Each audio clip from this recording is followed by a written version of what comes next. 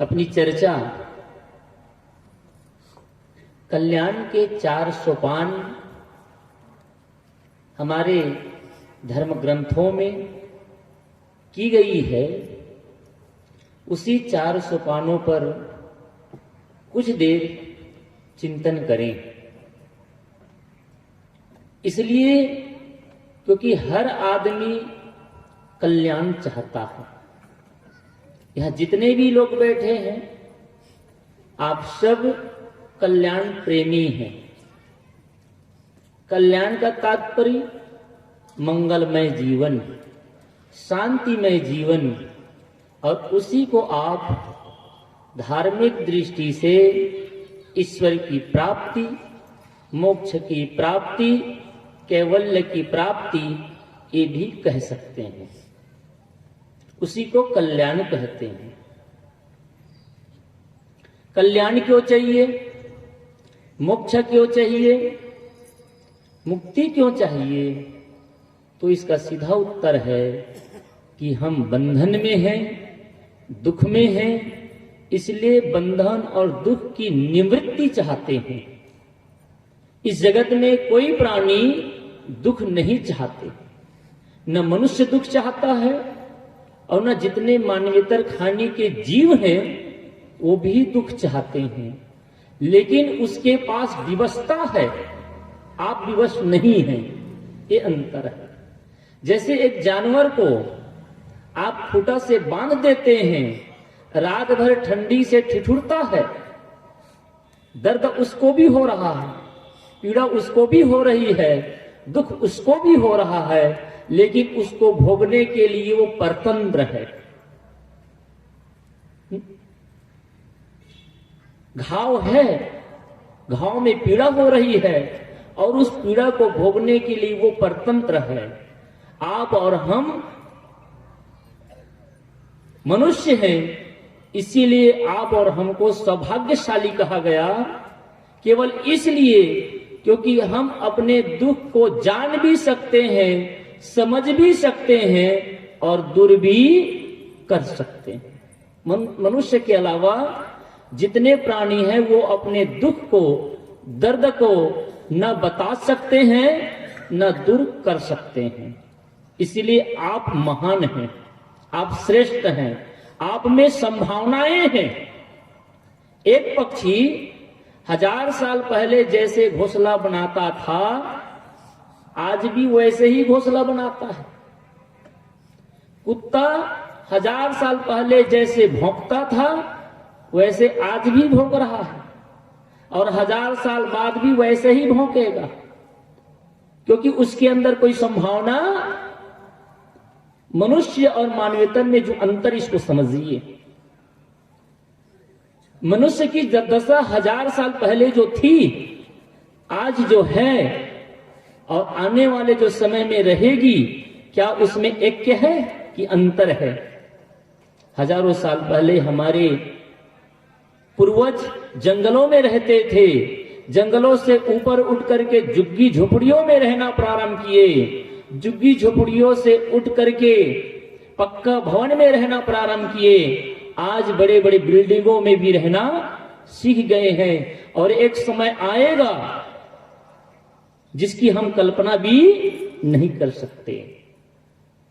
आज से 1000 ही क्या, 100 साल पहले कोई बोलता कि कोई ऐसा साधन है जो यहीं बैठे बैठे दुनिया को देख सकते हैं और दुनिया के किसी कोने से बात कर सकते हैं, तो कहता कि यह आदमी पागल हो गया है। लेकिन मनुष्य के शक्ति ने आज सिद्ध कर दिया। मनुष्य जो है वो जानवर जैसा, मानवेतर प्राणी जैसा बलशाली नहीं है, देख सकता नहीं है, दौड़ सकता नहीं है, पानी में तैर नहीं सकता है, लेकिन उसने अपनी बुद्धि का प्रयोग किया, पानी में वो पानी जहाज बना दिया, पानी मछली से भी ज्यादा तेज दौड़ने लग गया।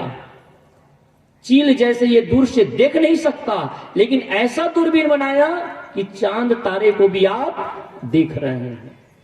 किस शक्ति से? शरीर की नहीं, मन की शक्ति से। इसीलिए महापुरुषों ने कहा मननात् मनुष्य, मनन करने के कारण, मन के कारण आप श्रेष्ठ हैं और मनुष्य हैं। आप खच्चर जैसे सामान ढो नहीं सकते, लेकिन आपने बुद्धि लगाई और ट्रेन बना दिए, जहाज बना दिए, और 1 क्विंटल क्या लाखों टन वस्तु को एक बार में आप गमनागमन कर रहे हैं, यात्रा कर रहे हैं। किसकी शक्ति से? इसी मन की शक्ति से। इसलिए बंधुओं, माता बहनों, महापुरुषों ने कहा कि इसी मानव जीवन में ही संभावना है। चाहो तो आप अपने जीवन में स्वर्ग ला सकते हो, और चाहो तो नरक में भी धकेल सकते हो। चाहो तो दुख से निवृत्त हो सकते हो, चाहो तो दुख की खाई में गिर सकते हो।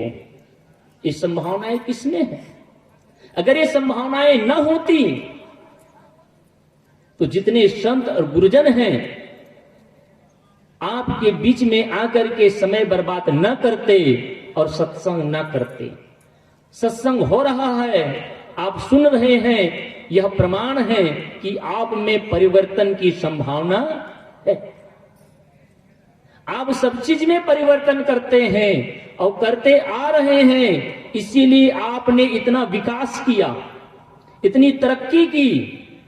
और यही विकास अगर धर्म क्षेत्र में, परमार्थ के क्षेत्र में करेंगे तो यहां भी आपको सफलता निश्चित मिलेगी। धर्म क्षेत्र में सफलता क्यों नहीं मिलती? इसका कारण ही इतना है कि यहां परिवर्तन के लिए आप तैयार नहीं हैं, आप अपने को बदलने के लिए तैयार नहीं हैं। क्यों? क्योंकि आपकी जो मान्यताएं हैं, आपकी जो धारणाएं हैं, जो आपने शास्त्रों से सुन रखा है, महापुरुषों से सुन रखा है, उसी को ज्यों का त्यों मानते हैं, उसको विचारते नहीं और उसमें परिवर्तन लाते नहीं। तो मोक्ष का, कल्याण का 4 सोपान। पहला है विवेक, दूसरा है वैराग्य, तीसरा है सट संपत्ति और चौथा है मोक्षता। ये 4 सोपान है, 4 सीढ़ी है, 4 साधन है। इन 4 साधनों से ही हम अपने जीवन को सफल बना सकते हैं, जीवन में सुख और शांति को प्राप्त कर सकते हैं, जीवन में कल्याणमय जीवन को स्थापित कर सकते हैं। एक भाई आया मेरे पास, परसों की घटना है। सत्संग समाप्त होने के बाद कुछ देर बैठा, उससे कुछ चर्चा होने लगी। उसने कहा, साहब हम गलत खान पान का त्याग कर चुके हैं, सात्विक आहार विहार लेते हैं, घर में प्रेम से रहते हैं, गुरु संत आते हैं उसकी भाव बंदगी करते हैं, क्या इतना ही है या इतना ही से काम चलेगा कि आगे कुछ और करना है? मैंने कहा, आपके पैर में 10 कांटे गड़े हैं, आपने एक एक करके 9 कांटा निकाल लिए, तो 9 कांटा की पीड़ा से तो मुक्त हो गए, लेकिन जो एक कांटा अभी गड़ा है उसकी पीड़ा से आप मुक्त नहीं होंगे। जब तक पूरे कांटे नहीं निकल जाते तब तक पूर्ण दुख से निवृत्त नहीं हो सकते, पूर्ण पीड़ा से मुक्त नहीं हो सकते। उसी प्रकार से आपने बहुत अच्छा किया, खान पान का सुधार कर लिए, घर के वातावरण को सुंदर बना लिए और भक्तिमय जीवन जी रहे हो, ये ठीक है, लेकिन तय ये करना है, इतना करने के बाद अगर दुख है, परेशानी है, पीड़ा है, चिंता है, उलझन है, तो कहीं न कहीं अभी भी समस्या बनी हुई है। उन समस्याओं का निवारण करना भी जरूरी है। फिर उसको मैंने कुछ चर्चा की, आज वही चर्चा का विषय है। अगर आप भी दुख से निवृत्त होना चाहते हैं, चाहे वो संत हो, चाहे वो गृहस्थ हो, चाहे वो पढ़ हो, चाहे वो अनपढ़ हो, चाहे वो जवान हो, चाहे वो वृद्ध हो, सबके लिए कोई दूसरा रास्ता नहीं, केवल एक ही रास्ता है। भूख लगी है तो भूख निवारण के लिए केवल भोजन ही एक माध्यम है। जाप, पूजा, पाठ कुछ भी काम आएगा नहीं। कोई आदमी कितना भी पूजा करे और ये सोचे कि भगवान मेरी भूख दूर हो जाए, तो संभव नहीं। प्यास लगी है तो प्यास के एक ही समाधान है, वो है जल, पानी। आप कितनों भी आराधना करें, गंगा मैया की आरती पर आरती उतारे, लेकिन जब तक आप पानी नहीं पिएंगे आपकी प्यास नहीं बुझेगी। बुझ जाएगी। जब प्यास नहीं बुझ सकती बिना पानी पिए, भूख नहीं मिट सकती वो बिना भोजन किए, स्वास्थ्य ठीक नहीं हो सकता बिना औषध और संयम के, तो क्या पूजा पाठ के बल पर आपका दुख दूर हो जाएगा? क्या आपका पाप का नाश हो जाएगा? आप और हम किस भ्रम में पड़े हुए हैं? इसलिए माता बहनों भाइयों, संसार में कोई दूसरा रास्ता नहीं है, केवल एक ही रास्ता है, वो है संयम का पथ। उसी संयम को पथ को हम शास्त्रों के द्वारा बताए गए 4 सोपान पर आज चर्चा करेंगे संक्षिप्त में। पहला है विवेक। अगर आप शांति और मुक्ति चाहते हैं तो सर्वप्रथम विवेक अपनाइए। और ये कोई कबीर पंथ नहीं कह रहा है। देखिए, जो आज चर्चा कर रहा हूं ये केवल कबीर पंथ की बात नहीं है। कबीर साहित्यों में ही नहीं लिखा है, बल्कि धर्म ग्रंथों में लिखा है, भारतीय साहित्यों में लिखा है कि कल्याण के 4 सोपान विवेक, वैराग्य, सठ संपत्ति और मुमुक्षता, इन मार्गों से ही आप कल्याण और मुक्त को प्राप्त कर सकते हैं। तो क्या पहला विवेक। विवेक किसे कहते हैं? तो नित्य और अनित्य को अलग अलग देखना, सत्य और असत्य को अलग अलग करना, शुद्ध और अशुद्ध को अलग अलग करना, या यह कहीं आपकी सादा भाषा में बताऊं, जैसे कंकड़ और चावल मिला हो, दोनों को अलग अलग करना ही विवेक है। इसी को विवेक बुद्धि कहते हैं। मैंने कल कहते कहते आपको बीच में बताया था कि हर जगह आदमी विवेक करता है। विवेक नाम परख करता है, उसी को कबीरपंथ के लोग पारख कहते हैं। क्या कहते हैं? उसी विवेक के शक्ति को पारख कहते हैं, और उसका शुद्ध शब्द है परख। जीवन में तब तक आप दुख से निवृत्त नहीं हो सकते जब तक आपके जीवन में परख की शक्ति नहीं होगी। आप जो कुछ भी करते हैं उस पर परख करिए, विचार करिए, मैं कौन हूं, संसार क्या है, जगत क्या है, मैं इस संसार में क्यों आया हूं। आपने और हमने कभी इस पर सोचा ही नहीं, कभी इस पर विचार नहीं किया। विचार करिए, और जब विवेक करके अगर काम करेंगे, किस पर विवेक करें? तो अपने दैनिक जीवन व्यवहार में भी विवेक करिए और धर्म की बातों पर भी विवेक करिए। दोनों जगह विवेक की जरूरत है। तो व्यवहार में थोड़ा बहुत तो विवेक करते भी हैं। मैं कल भी उदाहरण दिया, जब बाजार जाते हैं तो विवेक पूर्वक खरीदते हैं कि आंख मूंद कर खरीदते हैं? विवेक पूर्वक। चाहे साड़ी खरीदें, चाहे बर्तन खरीदें, चाहे और अन्य वस्तु खरीदें, आप बिना परख किए, बिना छान विचार किए, इसी को गुरु कबीर ने कहा, सार सार को गही रहे, थोथा देव उड़ाए, साधु ऐसा चाहिए जैसे शुभ शुभाए। साधु को कैसे चाहिए? साधु नाम अच्छा आदमी, गुड मैन। इंग्लिश में उसे गुड मैन कहते हैं, जो अच्छा आदमी है, उसी को साधु कहते हैं।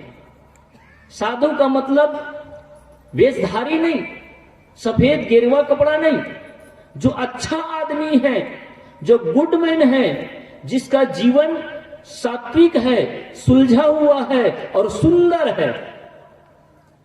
अच्छा आदमी की पहचान बता रहा हूं। जिसका मन सुलझा हुआ है, जिसका मन सात्विक है और जिसका जीवन सात्विक है, ऐसे आदमी को अच्छा आदमी कहते हैं, गुड मैन कहते हैं, और ऐसी को साधु भी कहते हैं।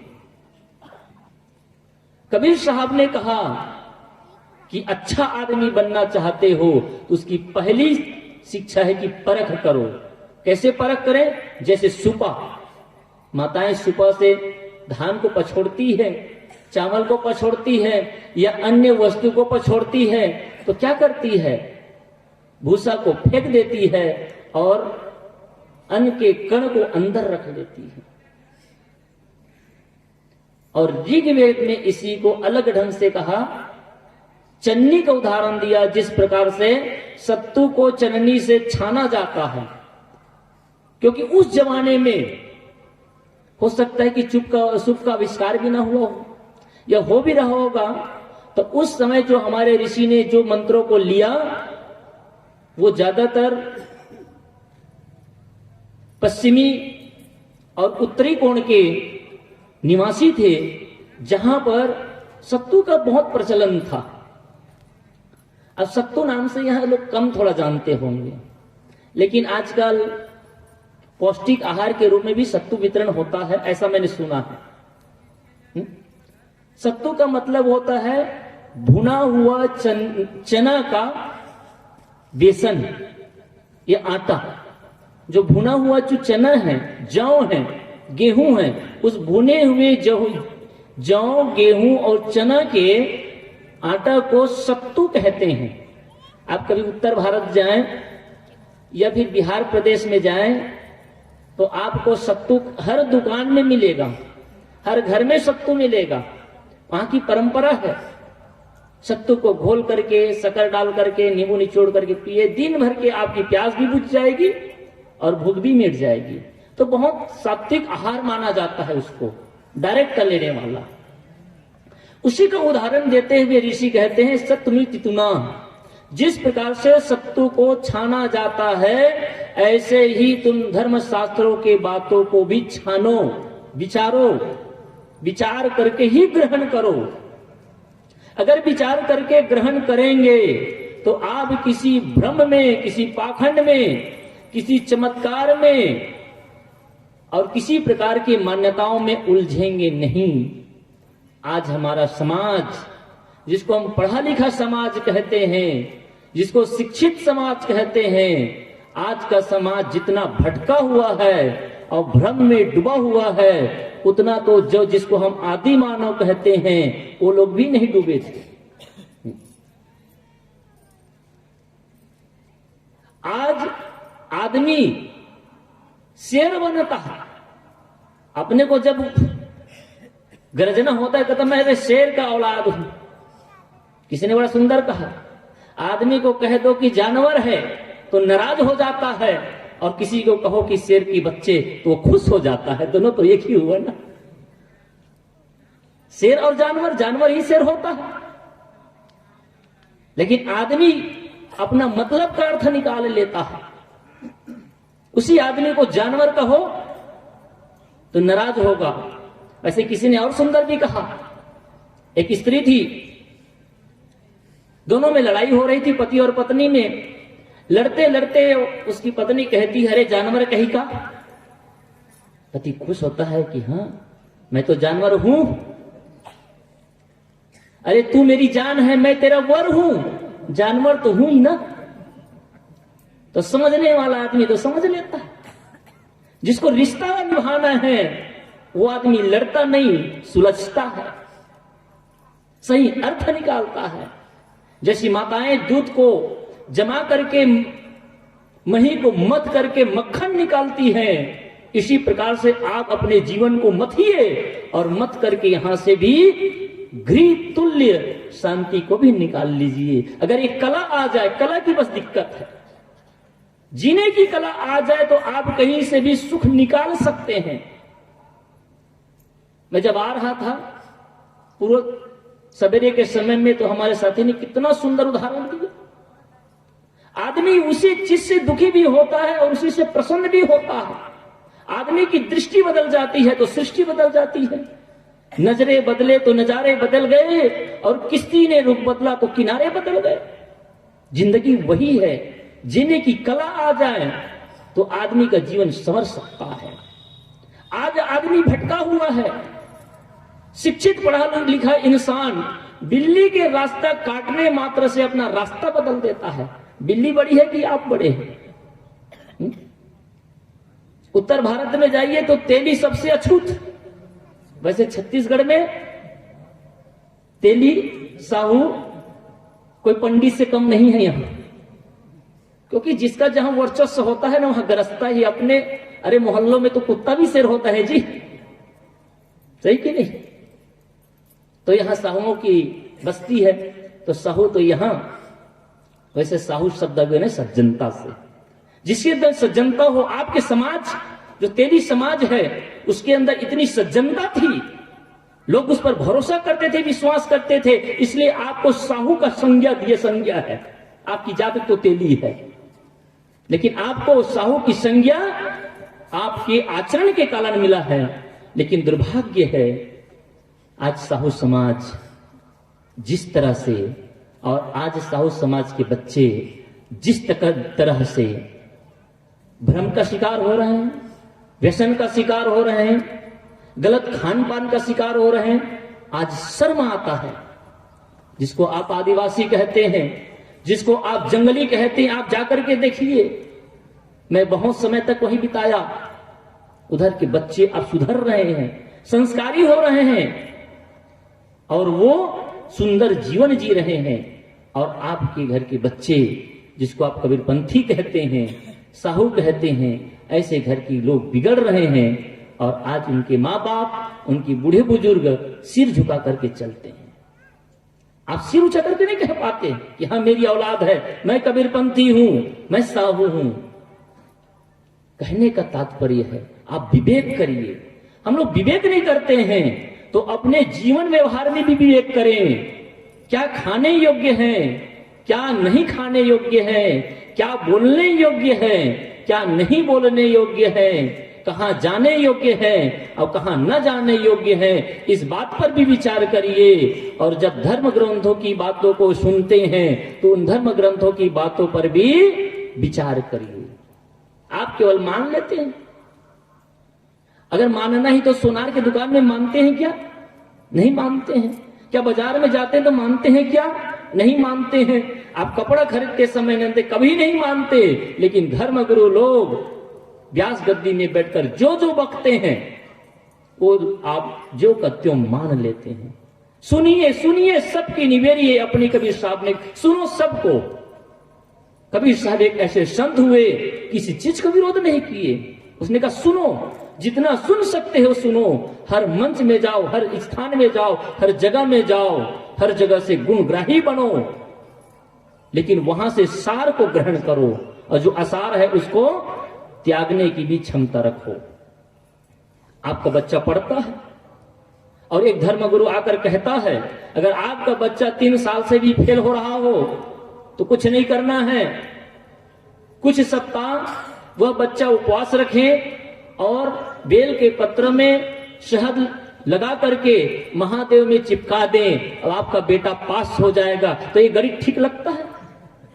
कितने लोगों को लगता है? देखिए, मैं किसी चीज का खंडन नहीं करने बैठा यहां पर, लेकिन खुद आप अपने हृदय में पूछिए, क्या आप अपने बेटे को इसलिए छूट दे देंगे पढ़ने से क्योंकि बेटा तू पढ़ाई बंद कर दे, अब केवल भक्ति कर और 3 घंटा बैठ करके जाप करते रह?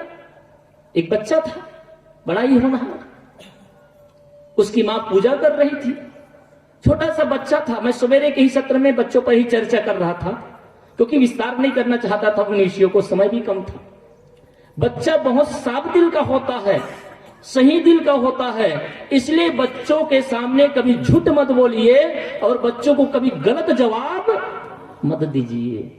बच्चा जो पूछता है, आपको हिम्मत होना चाहिए उसके जवाबों का सही सही जवाब देने का। आप गुमराह न करें बच्चों को, आप टाल देते हैं। कैसे टालते हैं? उस टालने पर ही एक उदाहरण बता दूं, चुटकुला है। एक मां थी, अपने बेटे को लेकर के एक कार्यक्रम में गई।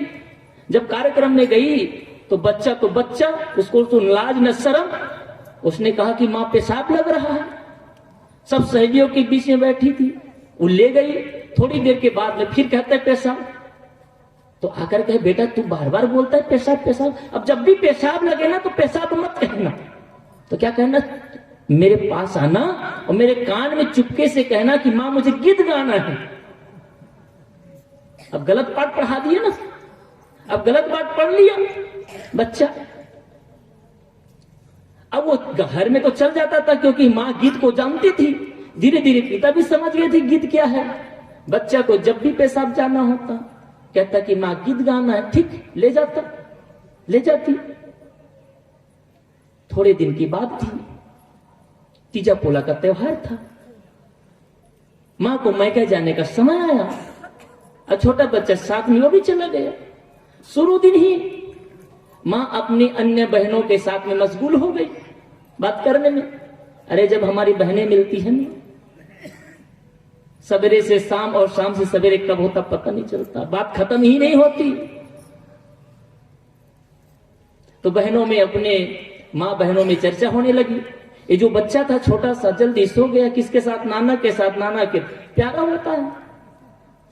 बच्चा का नींद 12 बजे टूटी और जैसी नींद खुली, नाना बेचारे बस सोने ही वाला था, नींद तो ऐसे भी नहीं पड़ रही थी। उसने कहे नाना गीत गाना है, गीत गाना है। कहे क्या? अरे कहे रात हो गई है, सवेरे गाना अभी रहने दो। बच्चा 2 मिनट रुक गया। 2 मिनट के बाद अब कितना रोके जी? अरे जवान आदमी नहीं रोक सकता, आप कैसे रोक सकते हैं भला? थोड़ी देर के बाद कहा कि मामा नाना गीत गाना है। चुप, डांट के दूसरी बार डांटा। पहले तो चुपकाया, प्रेम से समझाया, दूसरे बार डांटा। जब बच्चा से रह नहीं गया तो जोर से उसने बोला कि मामा नाना मुझे जोर से गाना गाना है। नाना जी ने कहा देख जोर से मत गा, अगर गाना है तो तू मेरे कान में चुपके से गा। वो बच्चा गाना गाना शुरू किया। ये सीख किसने दी? आपने अपने सहूलियत के कारण बच्चों को आपने गलत सीख दे दी, गलत शिक्षा दे दिए। इसलिए माता बहनों कि आप बच्चों को गलत सीख मत दीजिए। बच्चा का मन बहुत ही कोमल होता है, बहुत ही सरल होता है, इसलिए आप बच्चों से कुछ मत छुपाइए। तो मैं कह रहा था वो बच्चों का दृष्टांत क्या कह रहा था जी? गाना गाने से पहले विवेक, याद है ना? मैं पूछता इसलिए हूं, मैं बोला इसलिए नहीं। आप लोग सुनते कितना है? सुनते हैं कि बस सुनते जा रहे हैं? तो सुनिए और सुन के गुनिए, विवेक की शक्ति मिली है तो विवेक करिए। तो मैं ये कह रहा था कि एक मां थी, उसका बेटा था, मां पूजा कर रही थी। बेटा कहता है कि मां क्या कर रही हो? तो बेटा मां कहती कि मैं पूजा कर रही हूं। कह मां पूजा करने से क्या होता है? मां कह देती है कि बेटा पूजा करने से सब बिगड़ा काम बन जाता है। कहे अच्छा। बच्चा सब कुछ भूल गया, केवल एक बात पकड़ लिया, बिगड़ा काम बन जाता है। ये हमारा मन है ना, ये न की भाषा कभी नहीं सीखता, याद रखना। यह हमारा मन है, माइंड है। आप किसी वैज्ञानिक से पूछना, ये न की भाषा नहीं समझता। मैं क्रोध नहीं करता तो नहीं छूट जाएगा, क्रोध करता ही रहेगा। विज्ञान कोई बात बस विवेक पर ही नहीं बोलूं कि बंद रखूं? आपके पानी माइक के बराबर है। हाँ ठीक है ना। बोलिए सदगुरुदेव की। तो ठीक है, शांत रहिए। और जनरेटर तो नहीं है?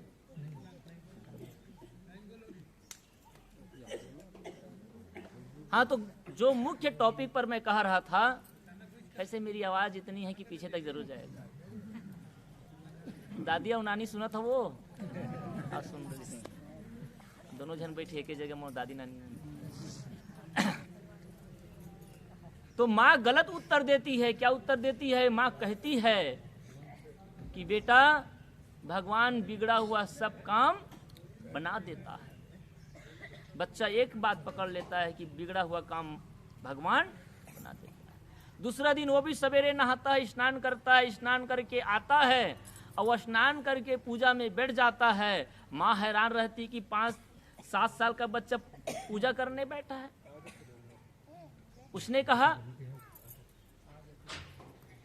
कोई बात नहीं, जब आएगा तो आएगा। उसने देखा कि बेटा तू क्या कर रहा है? उसने कहा कि माँ मैं पूजा कर रहा हूं, मैं भी ध्यान कर रहा हूं। कहे तू किस लिए ध्यान कर रहा है? माँ आप ही ने कहा है ना, कल मैं आपसे पूछा तो आपने कहा कि बिगड़ा काम सब भगवान बना देता है। इसलिए माँ परसों मैं गणित का परीक्षा दिलाने गया था और हिंदी का परीक्षा दिलाने गया था, दोनों में एक एक गलती हो गई, उसी के सुधार के लिए मैं बैठा हूं। उसने हुआ क्या? तो मुझे पूछा गया था कि 5 और 4 कितना होता है? मैंने 10 लिख दिया था। मैं भगवान से प्रार्थना कर रहा हूं कि 10 को मेट करके 9 बना दे। उसने कहा माँ एक दूसरा प्रश्न हिंदी का था, उसमें पूछा गया था कि भारत की राजधानी कहाँ है? उसमें 4 ऑप्शन थे, दिल्ली, मुंबई, चेन्नई और कलकत्ता। मैंने दिल्ली के जगह में मुंबई लिख दिया है माँ, और भगवान से मैं प्रार्थना कर रहा हूँ कि वो मुंबई से दिल्ली कर दें। यहाँ जितने लोग बैठे हैं, मैं आपसे पूछता हूँ, आप सब धार्मिक हैं, ईश्वर की उपासना करते हैं, भक्ति करते हैं। मैं भक्ति के लिए मना नहीं करता, उपवास करने के लिए भी मना नहीं करता, पूजा पाठ करने के लिए नहीं मना करता, लेकिन क्या आप इस बात को मानेंगे कि ये पूजा के बल पर आपका बेटा पास हो जाएगा? क्या मुंबई के जगह में दिल्ली हो जाएगा? क्या 10 के जगह में 9 हो जाएगा? हो सकता है कि नहीं हो सकता? ये विचार करना चाहिए कि नहीं करना चाहिए? लेकिन जब एक पंडित कहता है कि तू उपवास रह और तुम्हें सुंदर पति मिल जाएगा, तू उपवास कर तुम्हें धन और संपत्ति मिल जाएगा, तू उपवास कर भगवान की आराधना कर और तुम्हें धन दौलत मिल जाएगा, और आप तुरंत मान जाते हैं। मान जाते कि नहीं मान जाते? विचार किए? क्योंकि आपको लगता है ये शॉर्टकट का रास्ता आपको जल्दी पहुंचाएगा। अरे शॉर्टकट का रास्ता सदैव जन्नत में पहुंचाता है, कहीं स्वर्ग में ले जाता नहीं है। तो मैं कह रहा था विवेक करिए। तो पहला चरण है विवेक। मैंने बताया आत्मा अनात्मा क्या है। मैं आत्मा हूं, ये शरीर अनात्मा है, जड़ और चेतन। मैं चेतन हूं, ये शरीर जड़ है, इसका विवेक करिए। धर्म के ग्रंथों में जो उलूल जुलूल बातें लिखी हैं, इस पर विवेक करिए, छान करिए, विचारिए। मैं आपको केवल आंख मूंदकर मानने के लिए नहीं कहता और आपको छोड़ने के लिए भी नहीं कहता। आप खुद विचार करके देखिए और आपको जो सही लगे। लेकिन आपके धर्मगुरु ने पहले से ठोक दिया कील, क्या कि आप तर्क नहीं कर सकते, क्योंकि विश्वास करो, विश्वासम फलदायकम। ये जो कीला है ना, पहले से ठोक दिया गया है। विश्वासम फलदायकम, विश्वास ही फल देता है। अरे गोबर को तू विश्वास में अगर खाएगा तो क्या कथा ही सुना दू 2 मिनट में, बाकी चर्चा तो कल हो ही जाएगी। एक पंडित जी थे, पंडित जी पूजा करने बैठे। तो पंडित जी ने सारी तैयारी करी तो बच्चा को बोला, गांव उसका सहयोग से उसका पिता का शरीर छूट गया था, उसी के अंतिम कार्यक्रम में पूजा आरती थी। तो घर का बेटा था जवान 17-18 साल का, उसको कहा कि बेटा गाय का गोबर ले आओ। गाय का गोबर किस लिए? कहे ले आओ, पूजा की विधि है, जरूरत पड़ेगा। उसकी दादी ने डांटा, अरे पंडित जी बोला ले आओ। ले आया बेचारा, ला करके उसको सजा करके रख दिया, 2-2 गोल रख दिया, पोनी में पीला हल्दी चढ़ा करके उसको ढांक दिया। लड़का ने कहा पंडित जी ये क्या है? अरे यही तो गौरी गणेश है। उसने कहा कि पंडित जी मेरे गांव के चौराहा में पड़ा था गाय का गोबर, उसको उठाकर मैं ही लाया हूं, और तुम इसको गौरी गणेश बताते हो। उसने कहा बेटा मान लो यही भगवान है, यही गौरी गणेश है। बच्चा ने कहा चलो भाई मान ही लेते हैं, अब मानना ही है, और ना माने तो पंडित का काम ना बने और हमारी दादी और मां नाराज हो जाएंगे। मान गया। पूजा संपन्न हुई। पूजा के बाद घर के मालकिन ने कहा कि महाराज जी पूजा तो हो गई है, विदाई तो हो गई है, लेकिन महाप्रसाद भी खा करके जाना। महाप्रसाद खुश हो गया, चलो भाई खिला के तो भी दे रहे हैं। लड़का बढ़िया एक थाली में सजाया, एक गिलास में गंगा जल ले लिए। कौन सा गंगा जल? गौ माता का गंगा जल। इसको कोई भारतीय गौ गंगा जल से कम तो मानते नहीं है। और गोबर को थोड़ा थोड़ा बढ़िया से गोल गोल लड्डू बना लिए और बढ़िया से सजा करके लाया। कहे कि पंडित जी खाइए, मैं आपके लिए बढ़िया बर्फी बनाया हूं, बढ़िया गुलाब जामुन बनाया हूं। पंडित जी ने कहा इसमें तो कहीं बर्फी और पेड़ा तो दिखता नहीं, कहीं गुलाब जामुन तो दिखता नहीं। अरे क्या लाया है? ये गोबर को तो मुझे बर्फी बताता है। क्या? उसने कहा कि पंडित जी मान लो ना, जब गोबर भगवान बन सकता है तो क्या गोबर पेड़ा और बर्फी नहीं बन सकता? लेकिन बंधुओं, आपको धर्म के नाम पर विश्वास का कील ठोक देते हैं और विश्वास का कील ठोकवा करके आपको यह कहते हैं कि आप विचार मत करो। अगर विचार न करना होता तो आपको प्रकृति ने, परमात्मा ने, उसी परमात्मा ने जिसे जन्म दिया आप कहते हैं, आपको बुद्धि क्यों दिए, आपको विवेक की शक्ति क्यों दिए? मानना ही तो। जानवर जैसे ही हम होते मान लेते। जानवर को जहां बांधते वो बंध जाता है, जो देते खा लेता है, मान लेते। अगर मानना ही होता तो इतने सारे शास्त्र क्यों बने हैं? मानने के कारण शास्त्र नहीं बने हैं। अगर मान लिए होते तो अर्जुन ने इतने सारे प्रश्न न करते और कृष्ण को इतना उत्तर न देना पड़ता। अरे उन्होंने तर्क दिया और तर्क किया, इसलिए आज गीता बनी। हमारे जिज्ञासु ने, हमारे साधकों ने तर्क किए और तर्क किए, इसीलिए उपनिषद की भी रचना हुई है। तर्क ग्रंथ है सब। जितने जिस धर्म ग्रंथ को आप पढ़ते हैं, जिस धर्म ग्रंथ को आप उदाहरण देते हैं, वो धर्म ग्रंथ ही अपने आप में तर्क का ग्रंथ है। अगर तर्क न होता तो गुरु और शिष्य की परंपरा की जरूरत न पड़ती। आज गुरु और शिष्य की परंपरा इसलिए है ताकि आप तर्क करते हैं और गुरु उसका समाधान देते हैं। अगर मानना ही था तो एक शास्त्र से काम बन जाता, एक वचन से काम बन जाता। आज निरंतर इतने शास्त्र बने हैं, इतने धर्म ग्रंथ बने हैं और इसी भारत के धरती में 6 दर्शन बन गए हैं। और 6 दर्शन तो प्रत्यक्ष है और अप्रत्यक्ष पता नहीं और कितने दर्शन हैं। सांख्य, वैशेषिक, न्याय, मीमांसा, ब्रह्मसूत्र, योग दर्शन, कितने सारे धर्मशास्त्र बने हैं। ये तर्क हुआ इसलिए बना है जी। इसलिए जो लोग कहते हैं कि आप मान लो शास्त्र वचन है, मान लो गुरु वचन है, मान लो क्योंकि ईश्वर वचन है, सबसे पहला झूठ तो यही है, किसी ईश्वर ने कोई ग्रंथ रचा ही नहीं है। इस पर विचार करिए, विवेक करिए और इसी विवेक के पथ पर आगे चल करके आप कल्याण और मुक्ति के पथ को भी पा सकते हैं। आज इतने ही कहकर मैं अपनी वाणी को विराम करता हूं। आप सबको धन्यवाद देते हुए अपनी वाणी को बोलिए। सद्गुरुदेव की जय।